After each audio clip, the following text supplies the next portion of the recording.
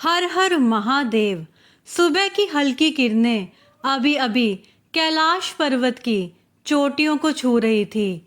ठंडी हवा बर्फ से टकराकर एक मधुर सन्नाटा पैदा कर रही थी। दूर कहीं पक्षियों की हल्की चहचहाहट उस शांति को और भी पवित्र बना रही थी। पेड़ों की पत्तियां धीरे धीरे हिल रही थी, मानो प्रकृति स्वयं किसी गहरे रहस्य को सुनाने की तैयारी कर रही हो। इसी शांत वातावरण में माता पार्वती ध्यान मग्न बैठी थी, लेकिन उनके मन में एक प्रश्न बार बार उठ रहा था। एक ऐसा प्रश्न जो पृथ्वी पर हजारों घरों की पीड़ा बन चुका है।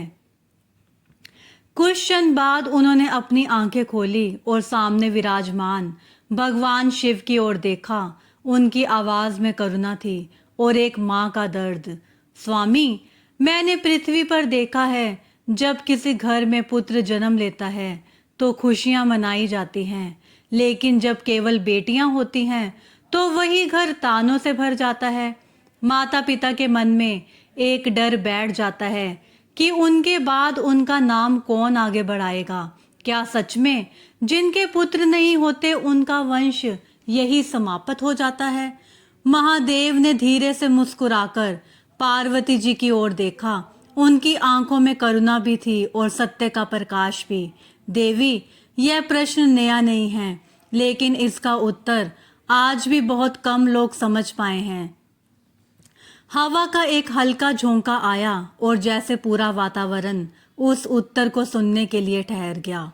महादेव जी बोले, वंश केवल शरीर से नहीं चलता, वंश चलता है कर्म से, संस्कार से और उस प्रेम से जो एक संतान अपने माता पिता के लिए अपने हृदय में रखती है। पुत्र हो या पुत्री, अगर उसके भीतर सच्चे संस्कार हैं तो वही अपने कुल की असली पहचान बनता है।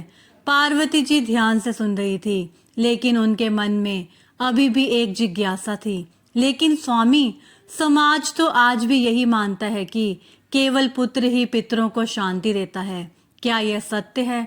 महादेव की आवाज अब थोड़ी गंभीर हो गई।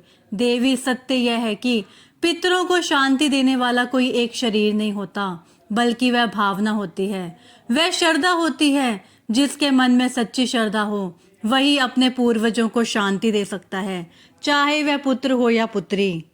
इतना कहते ही महादेव ने एक कथा सुनाई। एक छोटे से गांव में एक व्यक्ति रहता था। उसके घर में 3 बेटियां थी, लेकिन एक भी पुत्र नहीं था। गांव वाले अक्सर उसका मजाक उड़ाते, कहते कि उसका वंश खत्म हो जाएगा। लेकिन वही बेटियां बड़ी होकर अपने माता पिता का सहारा बनी। उन्होंने अपने माता पिता की सेवा में अपना जीवन लगा दिया। जब उस व्यक्ति का अंतिम समय आया तो वही बेटियां उसके पास थी। उन्होंने ही उसकी सेवा की, उसके संस्कार पूरे किए। और उस दिन पूरे गांव ने पहली बार देखा कि वंश खून से नहीं कर्म से चलता है। महादेव कुछ क्षण के लिए शांत हो गए, फिर धीरे से बोले, देवी, जिस घर में बेटियों को बोझ समझा जाता है वहां सुख कभी नहीं टिकता, और जिस घर में बेटियों को सम्मान दिया जाता है वहां स्वयं देवता निवास करते हैं। हवा फिर से बहने लगी और इस बार उसमें एक अलग ही शांति थी। पार्वती जी की आंखों में अब संतोष था, जैसे उन्हें अपने प्रश्न का उत्तर मिल गया हो। उन्होंने महादेव से कहा, स्वामी, आज आपने एक ऐसी सच्चाई बताई है जिसे हर घर तक पहुंचना चाहिए। महादेव मुस्कुराए, देवी, जब तक लोग जन्म को महत्व देंगे तब तक भेदभाव रहेगा, लेकिन जिस दिन लोग कर्म और संस्कार को समझ लेंगे उसी दिन यह भ्रम समाप्त हो जाएगा। और तभी एक गहरी शांति पूरे कैलाश पर छा गई, जैसे स्वयं प्रकृति भी इस सत्य को स्वीकार कर रही हो। कर्म से बढ़कर कुछ नहीं, ना जन्म का कोई मान।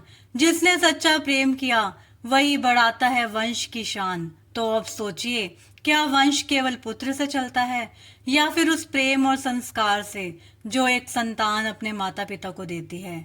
अगर यह बात आपके दिल को छू गई हो तो इस वीडियो को यहीं मत छोड़िए, इसे उन लोगों तक जरूर पहुंचाइए जो आज भी इस भ्रम में जी रहे हैं। और ऐसे ही गहरे ज्ञान और सच्चाई से भरी कहानियों के लिए चैनल को सब्सक्राइब जरूर करें, क्योंकि अगली कहानी में एक ऐसा रहस्य सामने आएगा जो आपकी सोच को पूरी तरह बदल देगा। हर हर महादेव।